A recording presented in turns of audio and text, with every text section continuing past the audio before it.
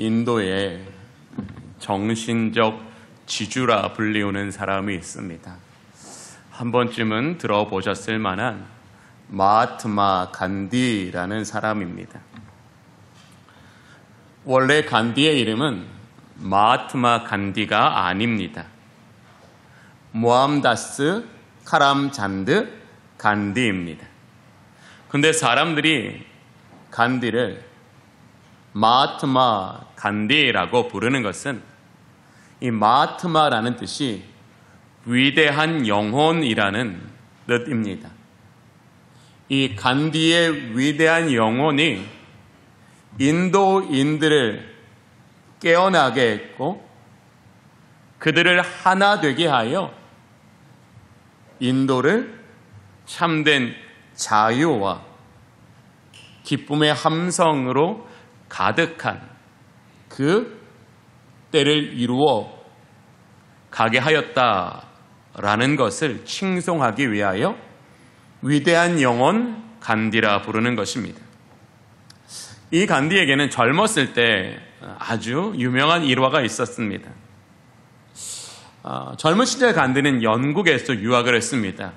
유학 당시 이 인도는 영국의 식민지였지요. 온갖 차별과 편견과 냉대 속에 시달리며 이 간디의 유학 생활은 참 낮고 황폐했던 시절이었습니다. 그렇게 마음이 어려웠던 때 간디는 우연찮게 이 성경을 접하게 되었습니다. 그리고 그것을 읽기 시작했습니다. 성경을 읽으면서 간디는 큰 깨달음과 감동을 얻었습니다. 특별히 예수님의 산상수훈의 말씀을 통하여 이 간디는 얼마나 큰 감동을 받았던지 하나님을 위해 일평생을 바쳐야겠다는 결심을 가지고 교회의 문을 두드리기로 결심하였습니다. 당시 인도는 영국의 식민지여서 영국 사람들은 이 인도를 미개한 나라, 이 인도 사람을 미개한 사람이라고 차별하던 때였습니다. 그렇게 하나님을 위해 일생을 바쳐야 되겠다라는 마음으로 교회의 문을 두드렸지만 교회는 그가 인도인이라는 이유로 그를 교회당에 들어가지도 못하게 매번 내쫓기 일쑤였습니다. 그렇게 간디는 수십 번 교회를 찾아가 교회의 문을 두드렸지만 어느 한 곳도 교회는 간디에게 문을 열어주지 않았습니다.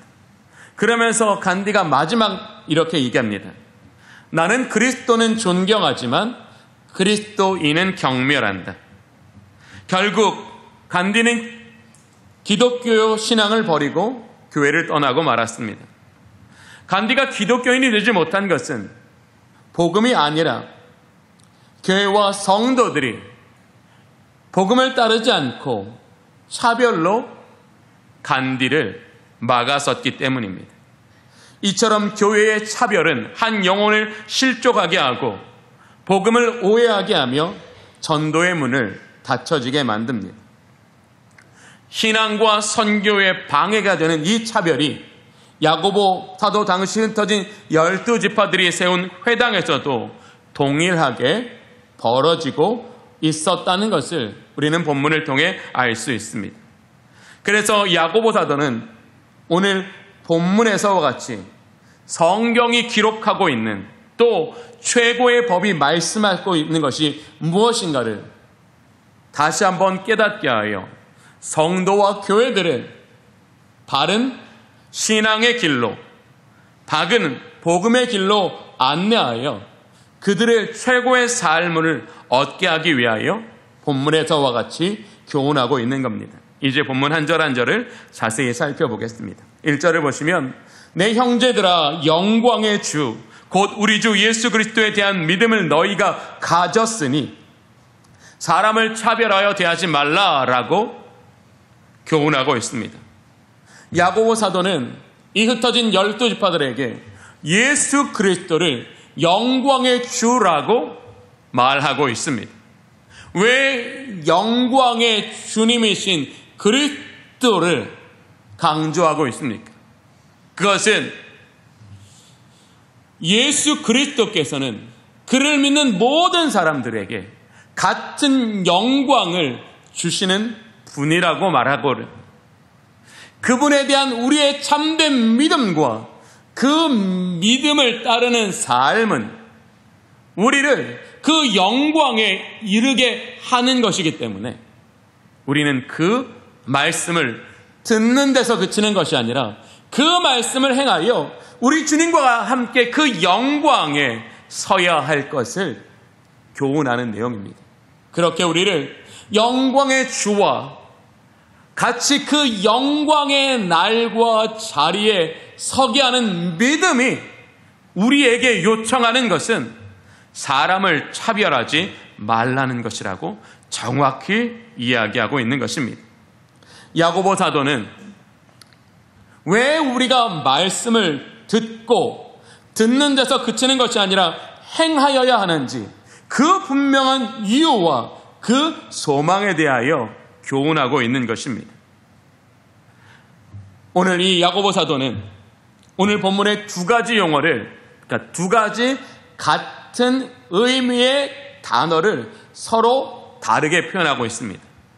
첫 번째는 성경이 기록한 대로, 그리고 그 같은 구절의 최고의 법, 즉 성경을 최고의 법으로 말하면서 그렇게 최고의 법이 우리에게 오늘 교훈하시는 그 교훈은 하나님의 임재와 역사와 비전으로 가득한 교회 안에서는 절대로 사람을 차별해서는 안 된다라고 정확히 이야기하고 있습니다.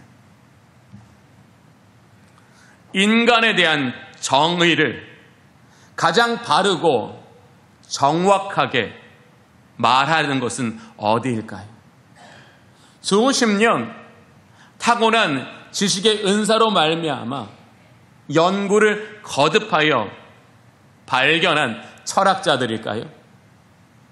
아니면 인간의 삶을 깊숙이 연구하여 인간의 기원으로부터 그 사회 속에서 인간의 변화와 발전을 심층적으로 연구한 사회과학자들일까요? 아닙니다.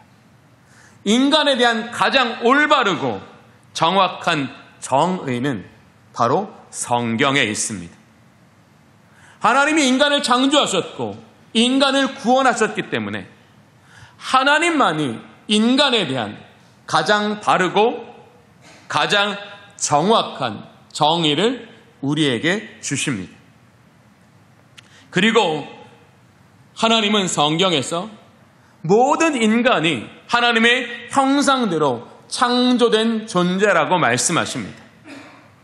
그가 태어날 때부터 어떤 약함, 즉 우리가 말하는 장애를 가지고 있다 할지라도 그 장애가 그 존귀함을 덜할 수 없다라는 겁니다.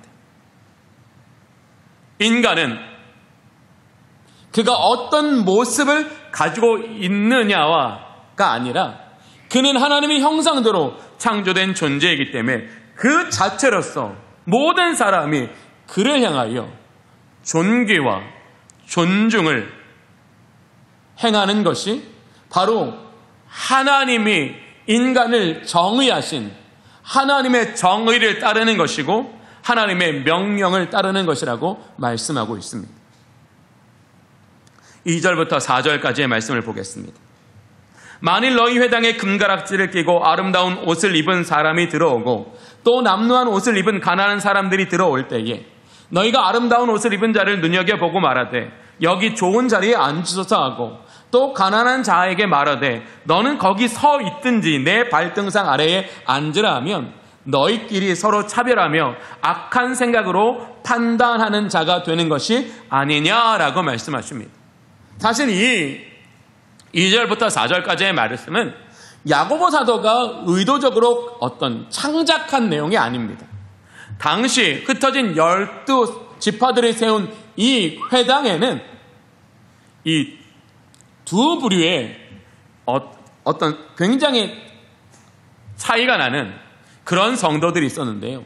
그 한 그룹 중 이 회당의 다수를 차지하고 있던 그룹들은 당시 굉장히 가난하고 소외되었던 사람들과 노예나 하인이었던 그런 굉장히 낮은 신분을 가진 사람들이었습니다. 그들이 성전에 올 때 그렇게 고달프고 힘든 삶 속에서 어떻게 아름다운 옷을 입고 교회에 올 수 있을까요? 그럴 수 없지요. 그들은 일을 하면서도 늘 그 하나님께 드리는 예배의 시간을 사모하며 기도하였다가 정말 뜨거운 마음으로 헐레벌떡 오지만 그들의 옷은 남루하고 그들의 옷은 화려하지 않았을 겁니다. 그런데 그 교회 안에 또 부자들도 있었습니다. 이 부자들은 이런 궁금증을 가지고 교회에 왔어요. 왜 사람들이 저렇게 교회에 모일까? 도대체 저 교회 안에 뭐가 있기 때문에 저 교회에 저렇게 사람들은 열광하니까? 왜 고난을 감내하면서도 저렇게 예배를 드릴까? 궁금증. 그리고 그 안에 뭔가 특별한 것이 있다면 그 특별한 것을 통하여 자기의 사회적인 신분이나 아니면 자기의 어떤 인격들을 향상하기 위한 도구로서 어떤 그들은 궁금증과 자기 유익을 위해서 이 교회로 나오는 부자들도 있었습니다. 물론 그렇지 않은 부자들도 있었습니다. 그런데 그런 회당 안에서 사람들이 화려하고 좋은 옷을 입은 사람들을 눈여겨보고 있다가 그들에게는 가장 좋은 자리에 앉으라고 권하면서도 남루한 옷을 입고 가난한 사람들이 교회에 들어오면 너희들은 저기 서 있든지 아니면 발등상, 즉 당시 종들이 주인에 밟지 않던 것처럼 너희는 이런 낮은 신분이니 너희의 신분에 걸맞는 자리에 앉아 있어 라는 차별을 느끼게 했다라는 겁니다. 사랑하는 성도 여러분, 이 흩어진 12지파들에게는 굉장히 상징적인 행동이 있었습니다.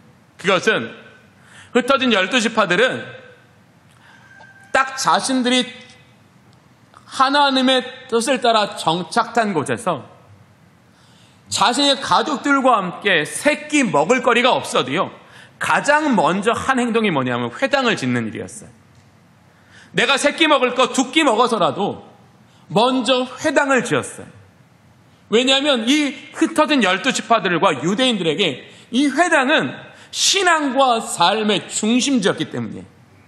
내가 아무리 세상에서 좋은 것을 먹어도 하나님의 말씀을 먹지 않으면 나는 온전케 될 수 없기 때문에 내가 비록 세상에서 부족한 음식을 먹어도 영의 양식을 배불리 먹으면 그것으로 삶은 윤택해지고 삶은 복되기 때문에 이들은 어떤 억지로가 아니라 기쁘고 자원하는 심령으로 회당을 먼저 지었어요.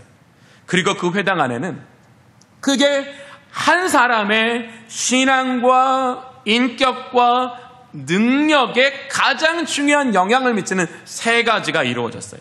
첫 번째는 레이투르기아라고 하는 예배였어요. 예전이라고 하는데요.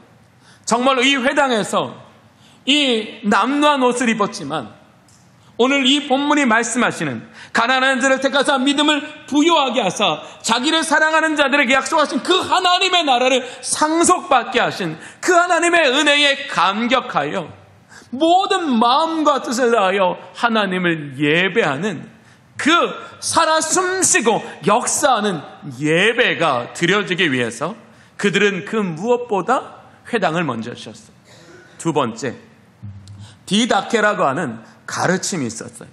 이 디다케는 뭐냐 하면 이 신명기 6장의 말씀을 따라 자녀들에게 이스라엘에 들으라, 너희 하나님 여호와는 이 하나님의 명령을 따라 부지런히 자기 자녀들을 하나님의 말씀으로 가르쳐 그들의 인격과 방향과 목적이 하나님의 약속 안에 있는 복을 누리는 신앙과 성품과 능력을 갖춘 사람 되기 위해서 그 일을 끊임없이 반복했어요.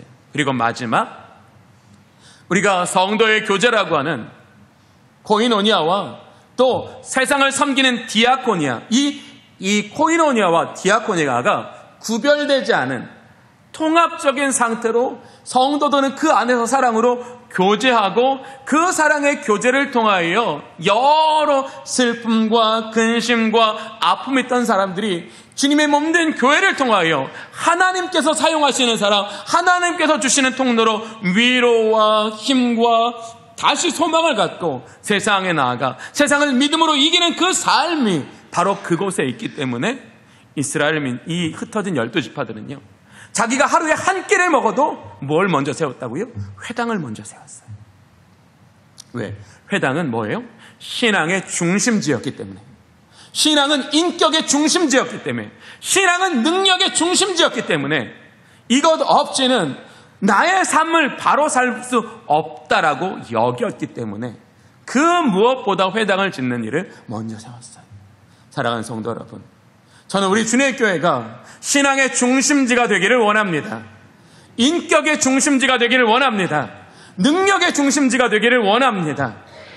하나님의 임재와 성령의 역사로 아버지의 뜻이 우리 안에 이루어지는 그 하나님의 나라의 실력을 갖는 저와 여러분이 되기를 원합니다. 그게 오늘 우리를 향한 하나님의 뜻이라는 거예요.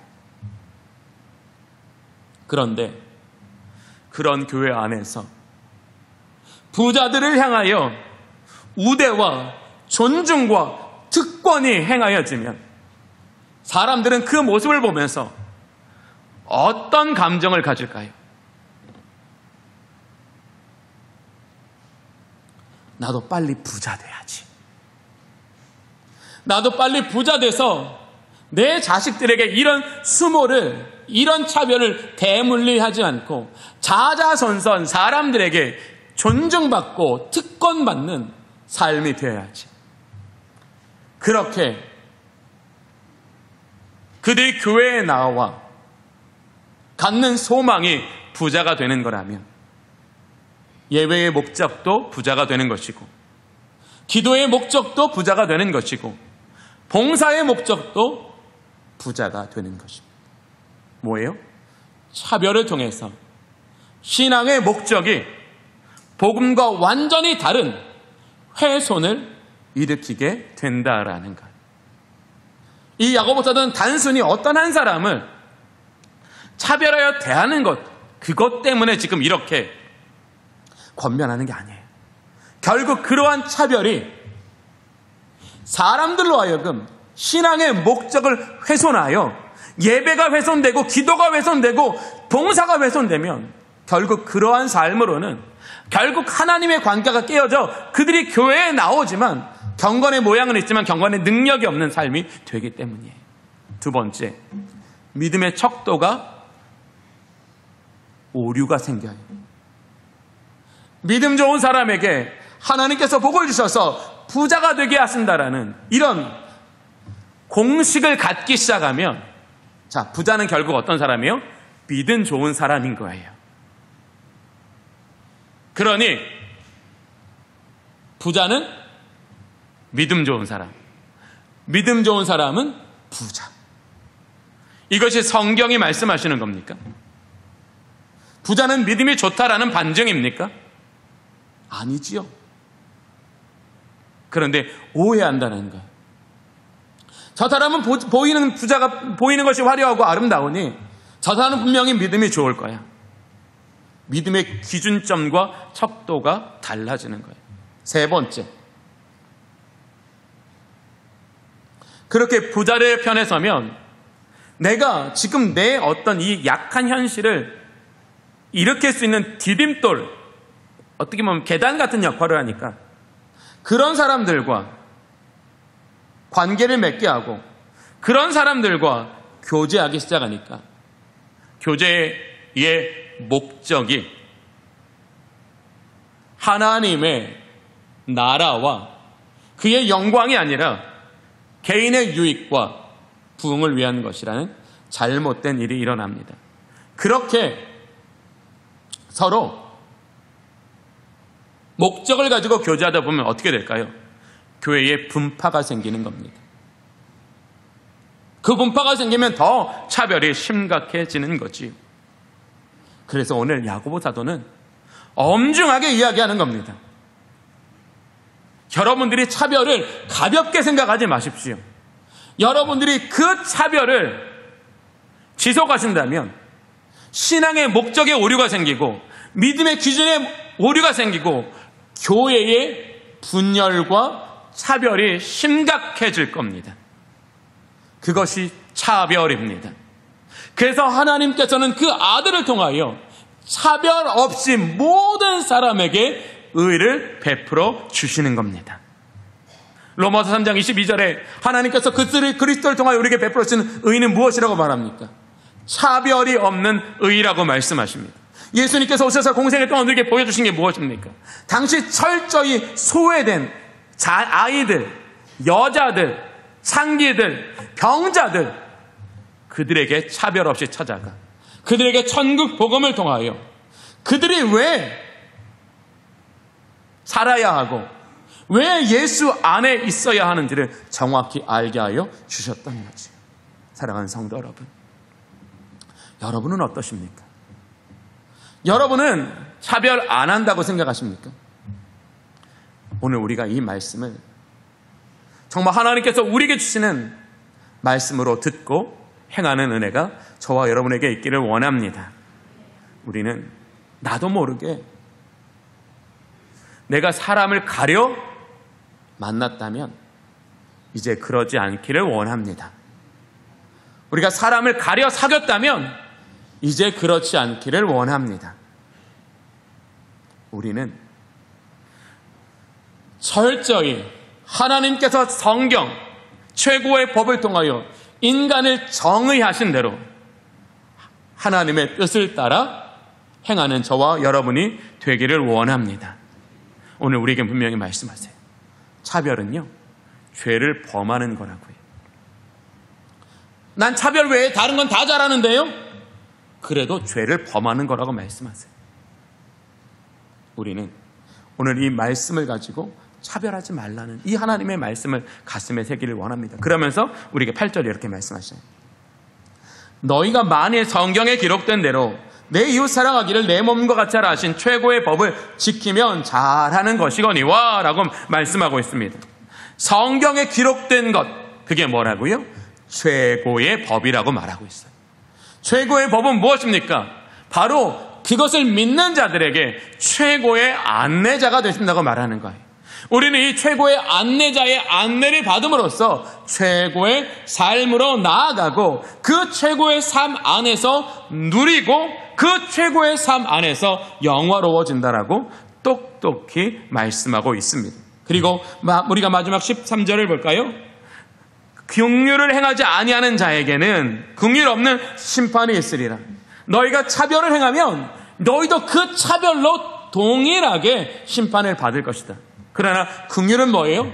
차별이 없는 완전한 사랑으로 행한 사람은 오히려 심판이 이기게 되는 거고 우리는 그날에 오히려 자랑하게 될 것이라고 얘기하고 있습니다.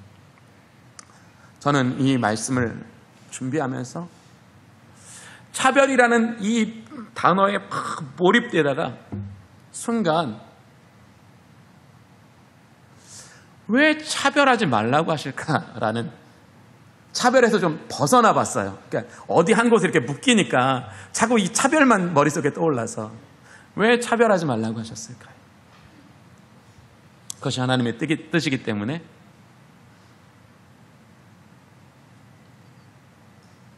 그것이 성도에 마땅한 도리이기 때문에 책임이기 때문에 명령이기 때문에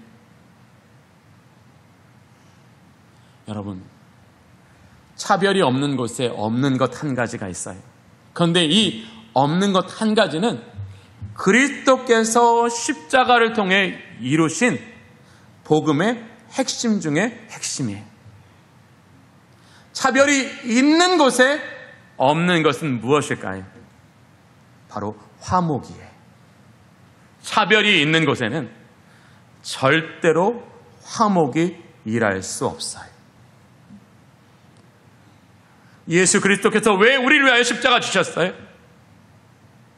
원수된 우리를 하나님과 화목하게 하시기 위해서 십자가 주셨어요. 왜 우리를 위해 십자가 지셨어요? 하나님과 화목된 우리가 세상과 화목하게 되므로 이 땅의 모든 하나님의 창조의 영광을 이루며 살아가게 하시기 위해서. 저는 이런 비유로 말씀을 마무리하고 싶어요. 저는 화목이 우리 교회의 심장 같은 역할을 하기를 원합니다. 심장은 뭐예요? 막 강하게 움직여서 그 피를 온몸에 돌게 하는 거예요. 사람이 어떻게 살아요? 온몸에 피가 전달되니까 살아가는 거예요. 심장이 기능하지 않으면 어떻게 돼요? 죽어요. 저는 우리 주님교회의 화목이 우리 주님교회 각 사람에게 주신 은혜들을 모든 지체들에게 전달할 수 있는 심장이 되기를 원합니다. 그리고 그 심장이 신령한 교제라는 혈관을 통하여 받은 은혜가 우리 각 사람의 모든 영적 세포들을 되살아나게 하는 교회가 되기를 원합니다. 그것이 하나님의 뜻이에요. 차별이 있는 곳에 그런 은혜가 모든 성도들에게 공급되어 그들의 모든 세포를 활성화시키는 성령의 능력이 차별 아래는 없다라는 거예요. 그러나 우리가 차별하지 않고 화목하다면 그 화목이라는 심장이 성도의 신령한 교제라는 혈관을 타고 은혜라는 그 피를 흘려보내주면 그 피가 흐르는 모든 곳에는 그래 나 예수 믿고 잘 살고 싶은데 나 믿음으로 행하고 싶은데 마음의 소원은 있으나 그것이 삶으로 드러나지 않은 사람들에게 그래 이번 기회를 통해 내가 믿는 대로 살아보자. 감동대로 살아보자. 뜻대로 살아보자. 그때 교회의 부흥이 일어나는 거예요. 그때 정말로 하나님의 성령이 어떻게 역사하시는지 보게 되는 거예요. 전 우리 주님교회가 그런 교회 되기를 원합니다. 그러려면 어떻게 돼요? 차별부터 해결돼야 되는 거예요. 차별이 사라진 곳에 성령 하나님께서 우리를 화목하게 하사 그 화목을 통하여 우리 가운데 하나님의 기뻐하신 뜻을 이루어 주실 것입니다. 최고의 법은 뭐예요? 차별하지 말라고 말씀하셔요. 최고의 법은 우리를 최고의 삶으로 안내하시기 위해서 오늘 차별하지 말라고 말씀하세요. 그것이 말씀을 듣고 행하는 삶이라고 말씀하세요. 우리 주님교회 성도들은 한 주간 내가 누군가를 내 기준으로 내 유익을 따라 선택하고 있었다면 내려놓으시길 원합니다. 그리고 차별이 없는 곳에 그리스도의 십자가로 이루어진 화목을 통하여 우리 주님교회가 모든 성도들에게 그들의 모든 영적 세포를 활성화시켜 주는 하나님의 은혜들이 각 사람 위에 공급되어지는 그런 그리스도의 몸을 이루어가는 저와 여러분이 되기를 간절히 원합니다.